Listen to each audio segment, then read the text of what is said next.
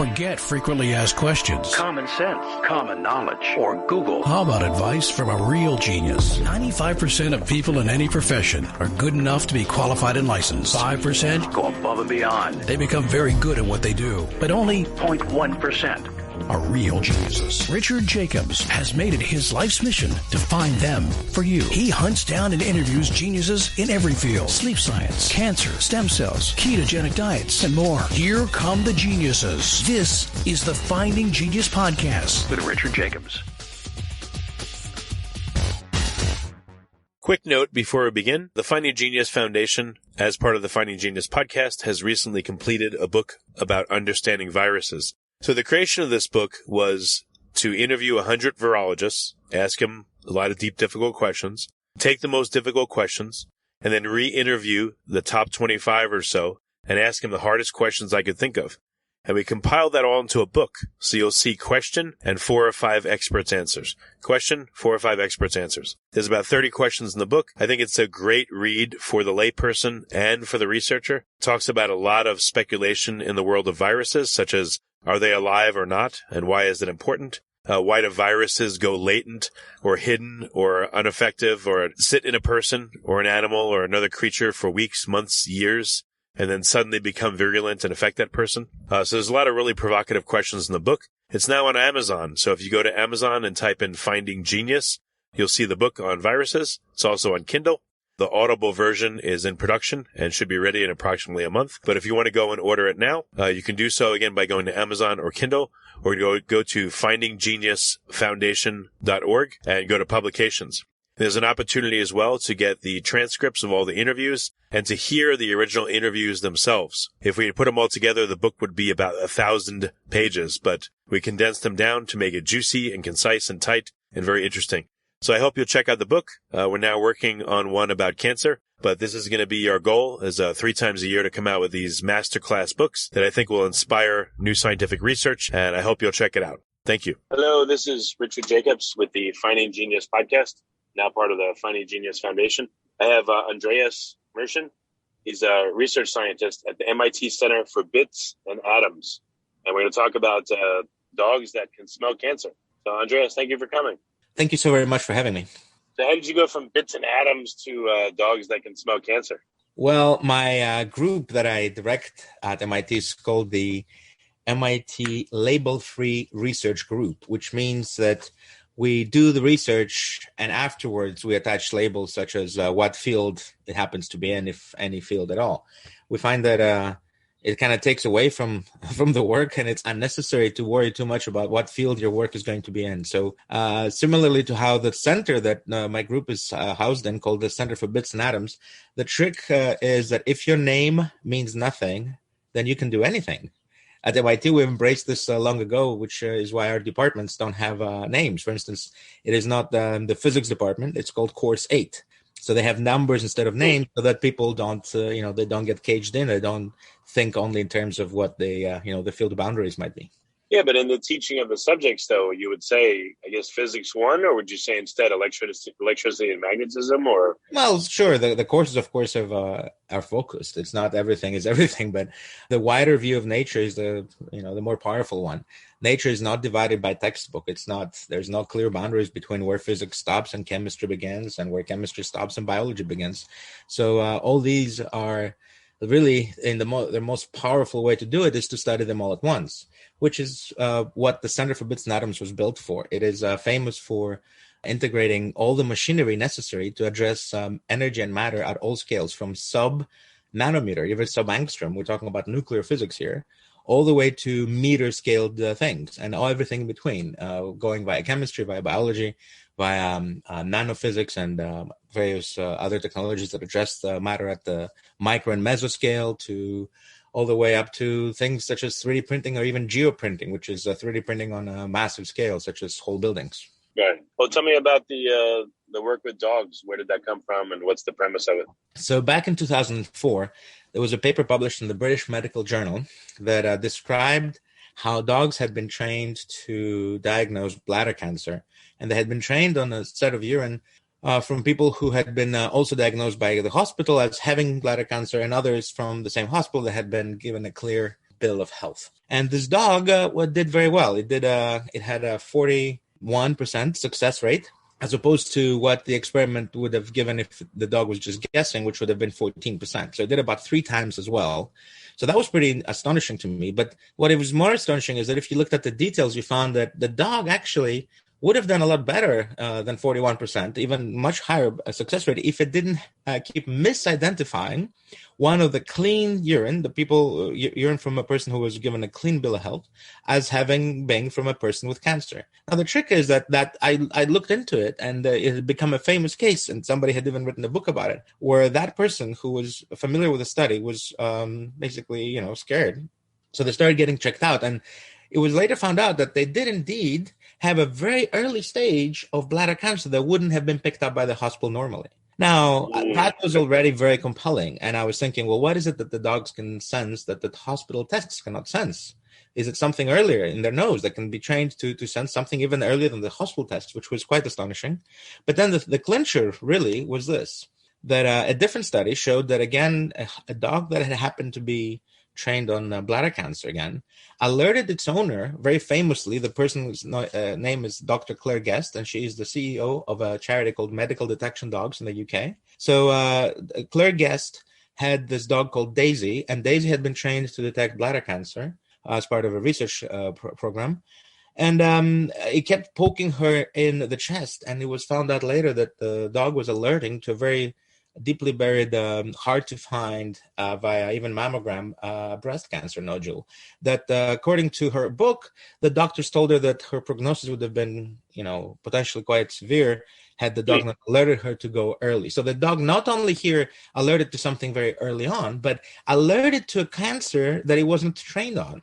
Now, the volatiles, so to speak, I mean, the bouquet of volatile organic compounds that fly on top or are produced as a part of the metabolic activity of the two tumors are completely different. There's nothing to mine there for an analytical technique, such as the ones used in lab, where we would look at the list of molecules coming from each type of cancer. We wouldn't be able to generalize because there wouldn't be nothing identical. There would be a set of molecules that is the same for every human or for every cancer, so that wouldn't really be able to differentiate, or it wouldn't be for every cancer, that therefore you couldn't track it, or it would be something that it would be buried in the noise. So no analytical technique would be able ever to find it, because they've tried, and we've been trying for 40 years to do it, and yet the dogs. What do you mean? There's no specific signature of volatile compounds that identify cancer? Very good, very good. Exactly what I mean. There's no specific signature of volatiles that identifies any cancer. That means. Wait, 1 second. Are there similarities, or are they wildly different? Wildly different, and they can be even wilder than you think. There's a very famous paper from 2012 called Olfactory White. It is by Weiss and Sobel from the Rehovot Institute in Israel. So what they've shown is that you can create the same scent character, that means the same sensation in somebody's nose and brain, using completely different odorant molecules. And they showed that you can have a set of 30 where there's not a single component that's identical, and yet the thing smells the same. Similarly, you can create very different smelling molecules that are shaped and chemically almost identical, to the point where it's very difficult to explain how the hell do they smell different if it's all based on shape, etc. But that's not the point. You are correct in saying that there's nothing in the odorants, nothing in the molecules that can be found as a biomarker in the case of cancer. Yet the dogs generalize and can find a pattern. And the analogy that is best, I think here, visually, think of the molecules of scent that are being produced by your metabolic pathways as being the sand. And the cancer signature is like footsteps on the sand. Now, you can have different types of sand and different types of, different places in your body. The molecules being produced are different and the smells are different. However, the signature of cancer is being left behind. It's like an imprint that rides on all of them, and yet not on none of them individually. This is the same with all odor characters. So question here, if there's a different mixture of compounds, okay, I understand, but does the mixture tend to smell the same, even though it's comprised of different compounds? Or is there not even a signal there? Before we continue, I've been personally funding the Finding Genius podcast for 4.5 years now, which has led to 2,700 plus interviews of clinicians, researchers, scientists, CEOs, and other amazing people who are working to advance science and improve our lives and our world. Even though this podcast gets 100,000 plus downloads a month, we need your help to reach hundreds of thousands more worldwide. please visit findaGeniusPodcast.com and click on Support Us. We have 3 levels of membership from $10 to $49 a month, including perks such as the ability to see ahead in our interview calendar and ask questions of upcoming guests, transcripts of podcasts you're interested in, the ability to request specific topics or guests, and more. Visit findaGeniusPodcast.com and click Support Us today. Now, back to the show. Well, that's the thing. So to the dogs, to the extent that we cannot smell anything, the humans cannot smell the cancer. And we've tried. And perhaps one way is to find a way to amplify the signal to the point where even humans can detect it. But currently only dogs can detect it, or electronic machines that are tuned to be like dogs. But to answer your question, how it is in the how it smells indeed that we believe that the signature of Cancerre is somehow written, and the dogs are mining that. So we're teaching them on one type of cancer, and they're learning to generalize to other types. So they must be feeling some kind of Cancerre, which is on a perceptual scale. It corresponds to essentially an emotional state. Think of it this way. Sadness, for instance, right? Let's ascribe sadness as an emotional result of having diagnosed somebody with cancer. Let's put it this way. Well, I can generate sadness in you by playing you a sad song by the Beatles, or I can generate sadness in you by telling you the Romeo and Juliet story by Shakespeare. In both cases, a sad love song or a sad sonnet makes you sad. And if I ask you later, oh, are you sad or happy now? It would be very easy to differentiate between your state now, no matter how I got you there. So that's a similar analogy here. So how the cancer manifests itself on what kind of carrier it rides doesn't really matter. It matters that we've trained the dog to look for the Cancerre character and respond, look for mindless emotional state and respond by changing its behavior. In this case, the dog that detects cancer has to sit in front of the jar and ignore the jars that don't have cancer and sit in front of the one that does have cancer. Or if we have all the jars being decoys, then the dog must walk past all of them and sit in front of none of them. Have you tried, or has anyone tried to have dogs smell people that are in different emotional states and see if there's a different reaction, or train them? Yes. When someone's afraid and what's happening? Yep. So you're very right to go there. I'm surprised you went there first, but yes, indeed, it is absolutely true what they say, that the dog can smell fear. In fact, even humans can smell fear. We don't tend to smell it consciously, but you can notice this next time you are next to somebody who's really afraid, or next to somebody who's stressed out or chronically stressed. If you know someone, where you work, perhaps, where even if you pass by them at the corridor, if they're a person who's chronically stressed out, you catch it. You can smell it, and it can actually affect you, because their body, and everybody's body, is constantly leaking odorant. That means molecules that carry the sense of scent to at least things such as dogs who have the receptors for them, that communicate our mental and emotional and physical health states. So if you're angry or depressed or anxious, yes, the dog can totally tell. And we expect that machines, including machines that can be included inside your smartphone, can soon start being able to tell that about you, which is a very interesting future. It has both positives and negatives about it. Well, is there a strong signal then for, have you done gas chromatograph on, let's say, people that are afraid or sad, and do their signatures look the same person to person, or are theirs wildly different too? So we haven't done that. So I do not know how that would go, but I know that with gas chromatography, which we did include in the study that triggered this interview, I believe, with GCMS, as it's called, it is a very accurate technique that reduces the signal to a list of molecules. However, in the real world, when you have so many different molecules flying around as a result of people being in different environments, eating differently, putting different perfumes on, etc., I mean, the world is very, very wild. So GCMS, being an analytical technique, is not the right tool here. And nose is not an analytical tool. As we've discussed, the dog is essentially mining the scent character. It's similar to how you use your nose. If you're smelling a cup of coffee, you're not analyzing it. You're not saying, oh, this molecule, that molecule at this concentration, this molecule at that concentration. You're not having a list of molecules of by name and number to appear in your head. What you have is an integrated sensation that has a beginning, middle, and an end. And the second sniff is going to be different than the first sniff because your receptors are saturated and because your brain is trained to interpret things differently, and your attention matters, similar to how whenever you are perceiving something else with other senses, such as if you look at the Mona Lisa, it's a painting. You perceive it all at once. You don't go pixel by pixel. But somehow we've convinced ourselves, because fragrance chemists and flavor chemists are always chemists. I think we've convinced ourselves that our noses must be also analytical tools. No, an analytical tool tells you a list of ingredients. But if I give you a list of ingredients, like this much flour and this much egg and this much. If you like this podcast, Please click the link in the description to subscribe and review us on iTunes. Milk and whatnot, you do not know what that cake will smell, will taste like. You have to taste it. So similar to smell and olfaction, artificial olfaction tells you what something smells of, not what it's made of. And those two things are very, very different. Well, say more about that. If you know what something is made of, that doesn't necessarily correlate to how it smells. Absolutely not. Ask yourself.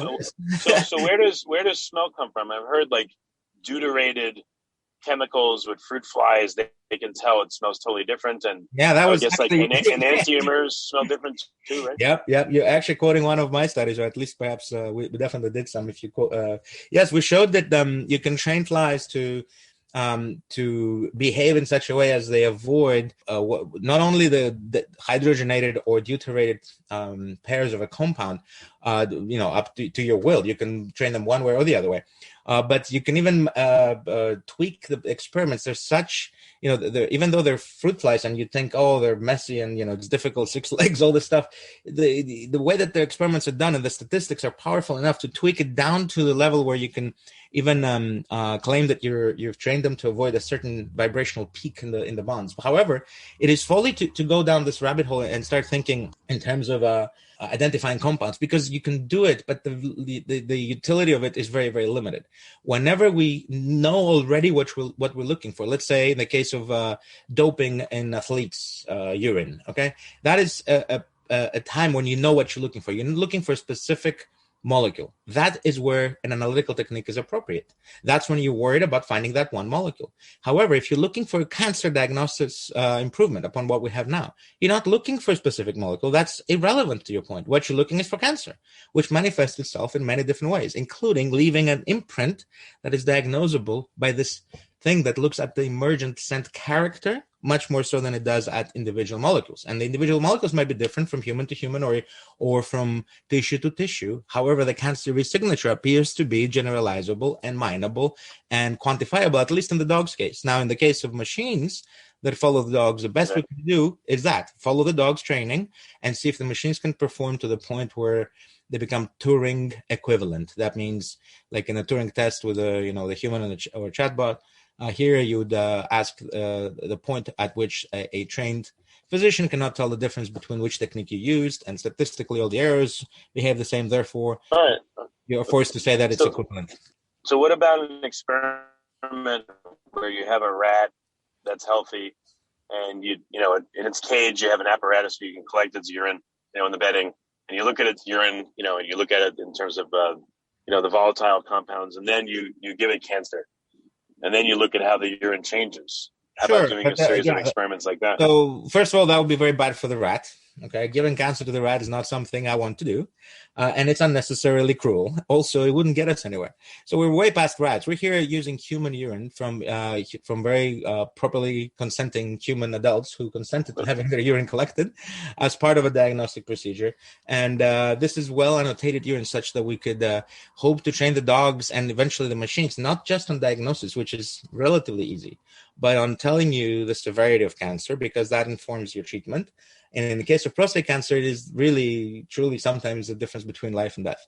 So how do you know it wouldn't tell you anything? I mean, so far you guys don't seem to have a signal, and I guess you're going to rely on machine learning. But here was another question I was going to ask you. So smell, how is it if I just have one compound A, it has, let's say, a certain smell. But if I add compounds B, C, D, E, does the overall mixture now, does it have an overriding composite smell that is identifiable? No. Did you look at it that way? So you looked in people's urine that have cancer, and again, there's nothing, even the combination or the relative frequency. No, of the you can. compounds? No. Just Google it. For the last 40 years, people have seen the same pattern over and over. What we see is that you can train machine learning algorithms to mine the data after it has been reduced to a list of molecules.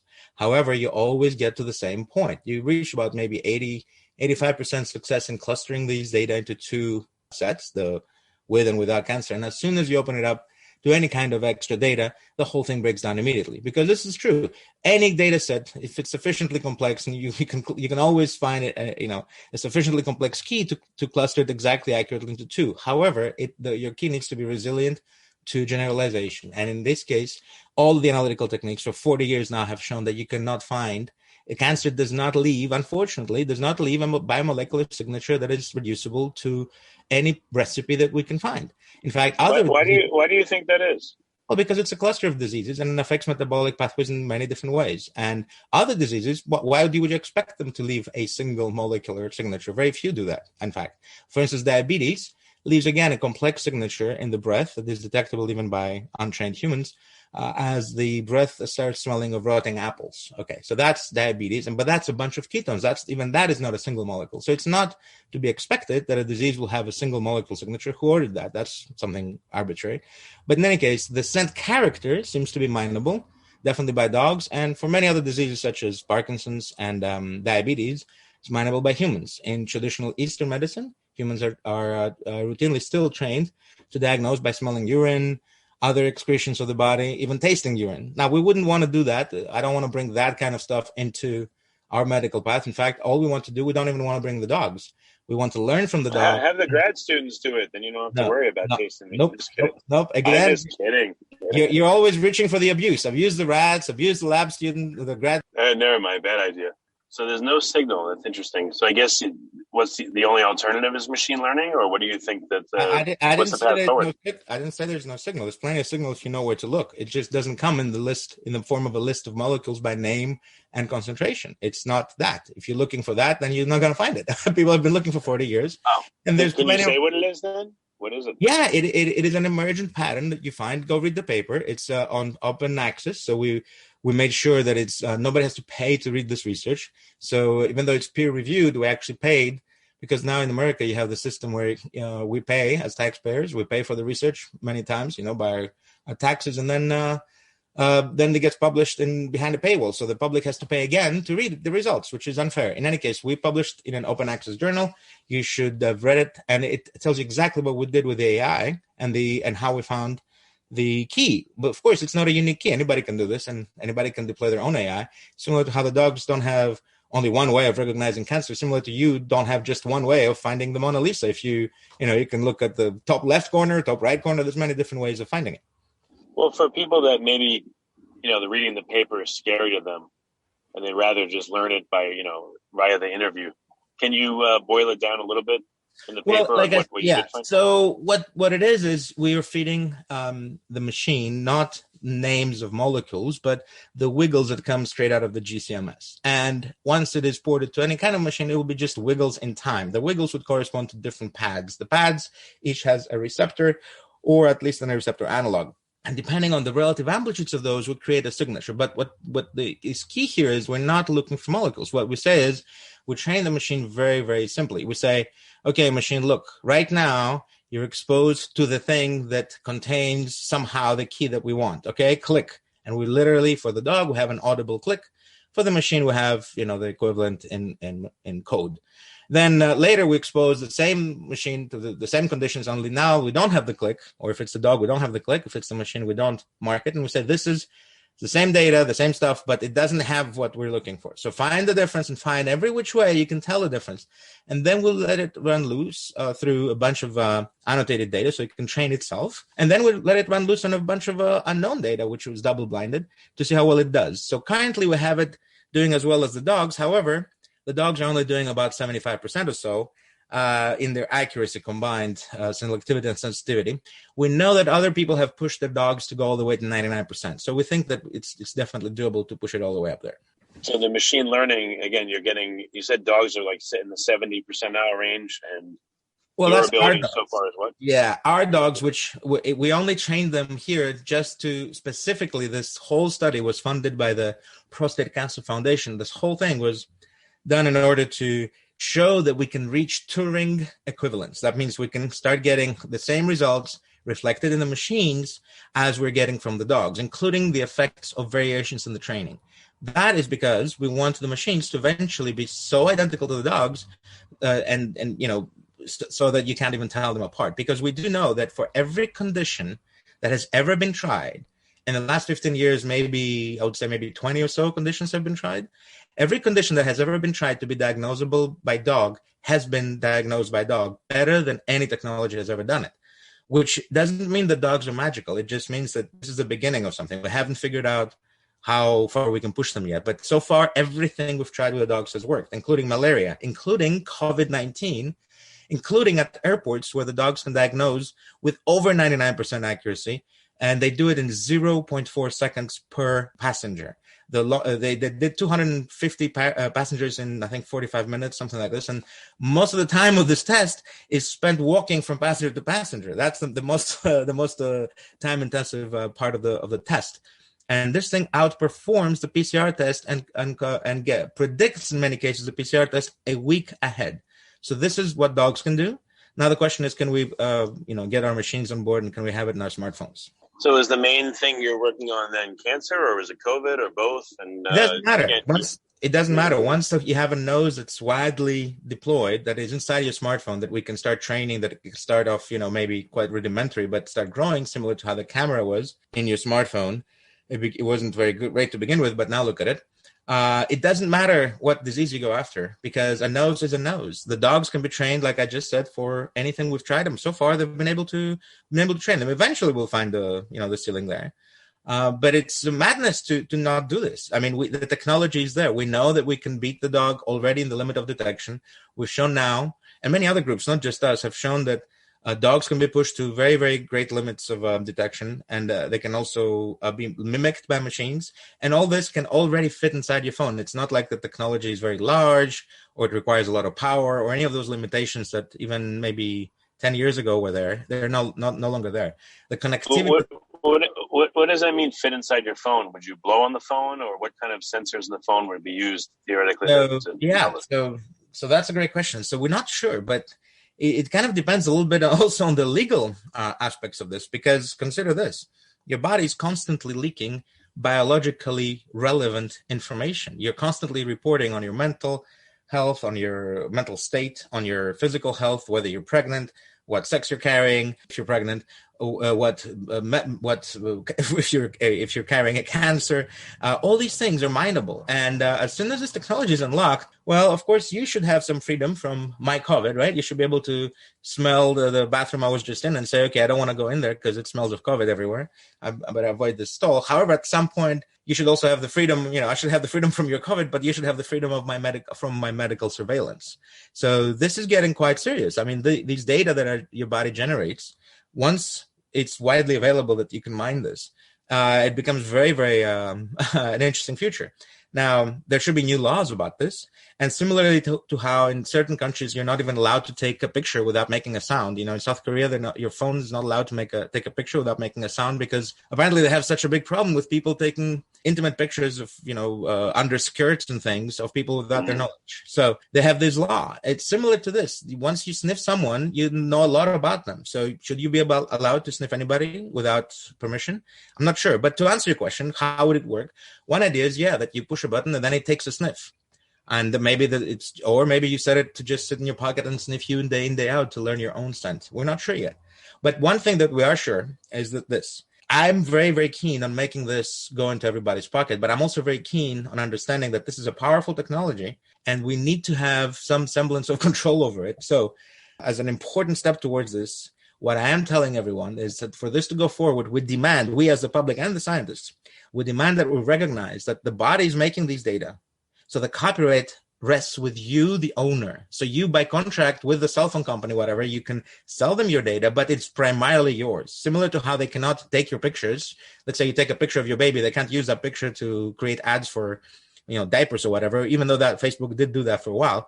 So similarly, your data is your data. So your smell data must be yours first. And then we open it up to people writing apps on top of it, running their own machine learning algorithms on top of it. And we wanted to have a grassroots adoption first. So we're not going after heavy-handed disease, although there are people who want to take it straight into the medical world, and we're helping them too. But we think that the real big impact is going to happen when people adopt it as part of their smartphone, as part of the everyday experience. You upload your cat to YouTube, spending 10 minutes doing that. You can upload your symptoms to dedicated social network backed by blockchain, where your data is valuable, and you might even be able to get paid for it. I mean, imagine the more conditions you have piled on top of each other, the more valuable your data stream is, because now, you're compounding all your various conditions plus all the whatever medications you're on. So we're flipping the business model quite a bit here. Very good. I hope you don't use it for COVID, because technology around COVID's become very totalitarian. So I would hope you use it for cancer or other things, because I could just see it being abused unbelievably. Well, but the same exact problems would be, why do you separate COVID from cancer? Both of them are diseases. Wouldn't you want to know? Wouldn't you want to have as many of these devices as possible so that we know when the disease hits so we can avoid it and I understand how it moves and generate all these data? I wouldn't, I think COVID is important. I think that to expect that we can solve this pandemic or the next pandemic with Q-tips up our nose and masks is madness. That's 1521 technology, not 2021. Yeah, I agree. Well, very good. Well, Andreas, what you mentioned the paper. I'll ask you to send it to me offline if you don't mind. But I will do it right now. We'll put a link directly to it as well. Yes, MIT wrote a nice write-up. Here's the link. Put the link to the real paper, and then you can also link to this one. Wired did a good write-up, but that was before this paper. But it's a very good write-up that spent a long time. And then you should. This is the MIT thing. So if you look in your chat, you should have 3 things. Well, last question. So, where can people find out more about your work? Well, if you Google my name, if you Google my name, you'll find things. Google's all over it, and plenty of stuff by MIT, and it's been covered. And as we go forward, the important thing is to tell your viewers or your listeners that this is a future that we should all imagine, and we should demand that it is brought quickly and equitably, which means that we should demand that we drop everything else we're doing and go after harnessing the technology we already carry. And this very intimate object that we are literally sleeping with this object. This smartphone of mine, I find it under my pillow almost every morning. So this thing is already so close to me. It already has the technology suite necessary to harness this power of another sense in it. It's already transforming itself into our face, right? We keep looking at it all day long on the smartphone. Right. It's got eyes, it's got a mouth, it's got ears. It's time for it to have a nose, because then suddenly a whole bright future opens up in front of us. I have this vision that, people should be horrified that we're trying to face pandemics with Q-tips. That's crazy. That's insane. This is 2021. We should be horrified that we have these highly invasive diagnostic procedures that require us to shove 20-inch needles into humans when the human body is already filled with holes and the human body is already communicating very accurately everything that's wrong with it and everything that it needs. You do not need to add extra holes, especially not for diagnostics. I mean, if you have makes sense. If you have a bullet or if you have a broken bone, sure, do the surgery, obviously. But we're talking about now for prostate cancer, for instance, they have to insert a 15-inch needle up your bum, and then out of that needle comes some teeth, and they take 14 pieces of your prostate they drag out. I mean, it's barbaric, okay? That should not be happening. This is dangerous, it's bad, it's expensive, it's painful. And the results are just, are you kidding me? Like, I can do this by sniffing you. Why are we poking anybody like this? So it makes a lot of sense. Very good. Well, good. Thanks for hosting me. Have a good time. Thank you, Andreas.